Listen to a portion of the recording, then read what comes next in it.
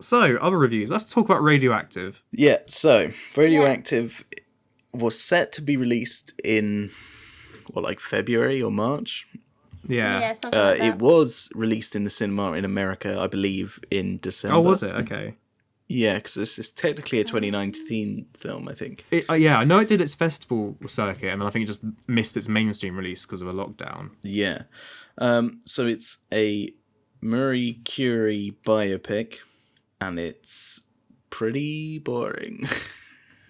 Yeah. So it's based on the synopsis and stuff. It's supposed to focus on her relationship with Pierre Curie and also their discovery of radium. Yes. However, it doesn't really do that. See, right, I've got a theory about this, right? Oh, okay. So you've seen The Imitation Game, right? Yes. So I think you can compare, these two are similar. They're about a singular, very, very, very intelligent person doing something very, very, very important, that isn't understood by other people around them, right? Yes. If you're right. So what I mean is... So, I get what you mean, but I mean, they're very different films. Yeah. I'm not just saying like in that, but I feel like in The Imitation Game, they do a lot better of making the layman understand what he's doing. Whereas in this, they give a very half-assed attempt to explain the very, hard chemistry that she's doing. Are you talking about the grape?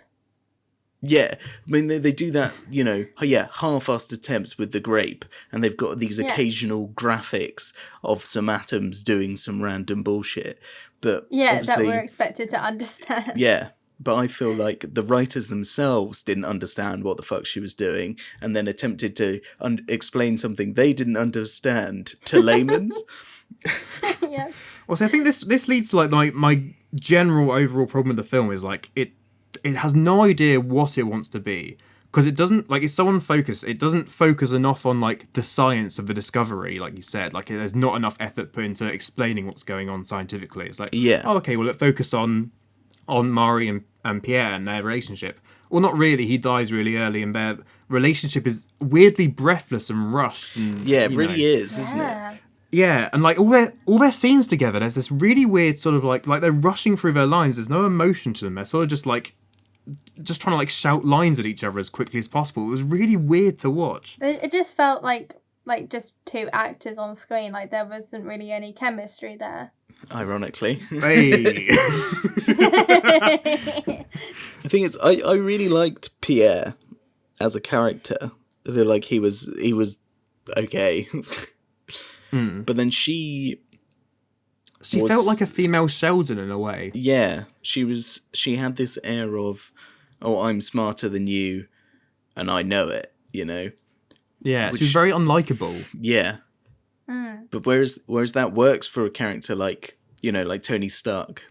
Well, Tony Stark has the charisma. Because he's got the wit and the charm and the charisma, yeah. Whereas she is just, oh, I'm smarter than you, then I know it, but I have no redeeming qualities.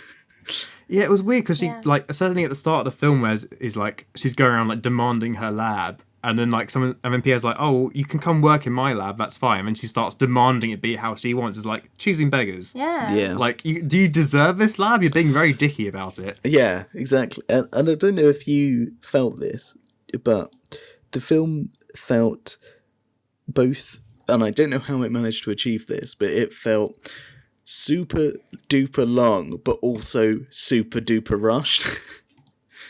Yeah, it's just, I think that's just the lack of focus as well. Because also, you think it would be from Marie Curie's perspective consistently. Yeah. But we kept having these cutaways to the future where we're seeing the uses of radiation in medicine and warfare and all that, but with no relation to Marie Curie. She's not there. They're just random cutaways to the future, and it disjoints the whole narrative. It's audience positioning again. You've got to stick with a character and see things through their eyes. Yeah. They don't know what their invention's going to do. And it won't affect their character. It's irrelevant to the story, really. Save it for the epilogue if you must do it. Bringing it back to The Imitation Game, they've got these cutaway scenes in that where this policeman's sort of investigating Alan Turing, for being, for being gay and having this, and then he just sort of discovers that he's this secret war hero, and you've got that angle, but that's, seeing it from the future and seeing Alan Turing's impact on computing in a way that is inclusive and makes sense and keeps you in the loop. And was that was a framing device? Yeah. If I recall, wasn't it? Yeah. Well, this is just like random cutaways. And it just makes no sense in the narrative. Well, at least that was like a consistent kind of container. Well, I feel like Radioactive just doesn't know what type of film it wants to be. Because it just switches a lot to lots of different things. Like, first it's kind of like, it's like a biopic. And then it just, you got this weird, like, animations going on. And then there's, like, this almost weird dream sequence that's happening. And it's all just completely different tonal shifts all the time. And then it turns into a war film randomly. Yeah. Yeah, it's just, it just kind of loses me. It feels like 3 different films in one. And they're all trying to shine through, but it just comes out a bit crap. Yeah. And there's no space for either of them. Yeah, it feels like a film designed by committee. Like, so many people putting definitely. Like, oh, we're going to do it about this, or we want to do it about this. And then they sort of tried to compromise with everyone and please no one. Also, it goes out of its way to tell you that, oh, she is very important, but it doesn't really... say why. It's like, oh, she discovered this. It's like, okay, what's it used for? Oh, here's this random cutaway to 50 years in the future that's something that's not actually got anything to do with her specific research, but here it is. Yeah. It's just, why does this exist? I don't know. It's really boring and kind of trash, and I would not recommend it. Nah, straight down the middle for me. Like, I don't bear it ill will, but I just think it's such a creative decision mess. Like, yes. It's just not worth sifting through the bomb size of a film that it is. Yeah, it's just, not worth it, really. It's not the worst thing. No. Also, I thought it was Justin Timberlake for ages. The main, Pierre. I thought that was Justin Timberlake, and it's really super duper not Justin Timberlake. Yeah, what? I don't know where you got that from. I don't really know.